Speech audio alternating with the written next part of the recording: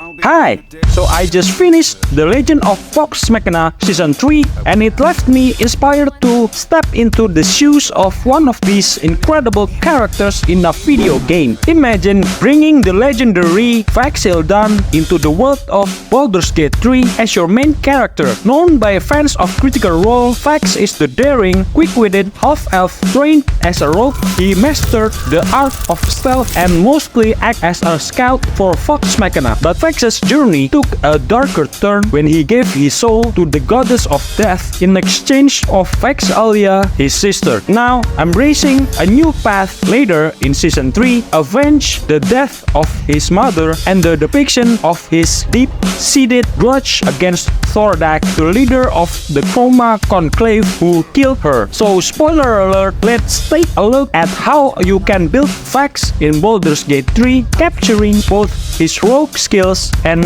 his divine powers to truly embody one of Vox Machina's most compelling heroes. Starting with the appearance,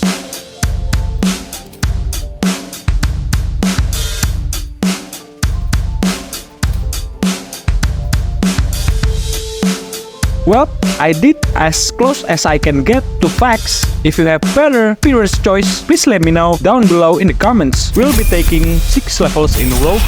In Vax'ildan character sheet, his attack stat is based on dexterity. I'll be taking 16 points into dexterity with another 16 in charisma, since having higher charisma will be more valuable, which I'll be talk about it later. Offensively, as a rogue, we have sneak attack, adding 1d6 damage once per turn, and at level 5, sneak attack upgrades to 3d6, giving us a strong boost in damage output. We also gain a feature that can make a rogue a viable tank in BG3, Uncanny Dodge. Unlike in D&D, this feature works similarly to Rage, halving all physical damage for the rest of the turn, which useful since we'll be at the front lines and an easy target for the enemies. But I haven't tested it extensively myself if this bug is still online or not. Taking the rogue class at level 1 also gives us more skill proficiencies than other classes, which is great for maximizing our utility as staff in conversation-related skills. Then, at level 6, we'll gain another additional skill proficiency, which will be useful in dialogue encounters throughout our playthrough. This subclass I'll choose is Thief because it is more versatile than the other subclasses. Providing extra bonus action is just so good.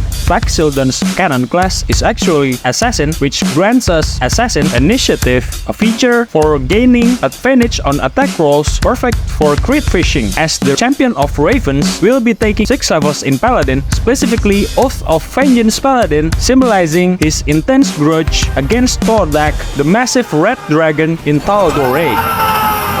Vax strikes his heart in one of the most epic moments in Season 3. Here are some of the spells we could select, but honestly, most our spell slot will go towards Divine Smite. What's even more important is that at Paladin level 6, we gain Aura of Protection, which is fantastic for shielding our party against spell attacks. Since we will be on the front lines, easier to get close to the other party members, Aura of Protection will be more effective.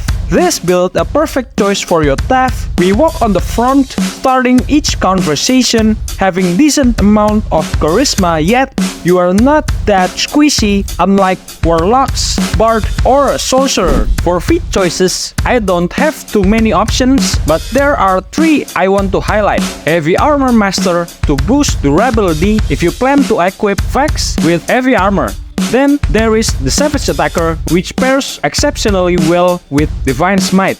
Since our goal with Smite is to deal maximum damage, this feat aligns perfectly by allowing us to roll for higher damage. Finally, there is the ASI, which branches into 2 options, Dexterity or Charisma. If you're using weapons like Will's Rapier or Jahira's Scimitar, it is beneficial to raise Charisma as it will be used as your attack rolls. Otherwise, boosting Dexterity is the way to go. This leads us to Itemization. the gloves of balanced hands if you want to engage in two-weapon fighting.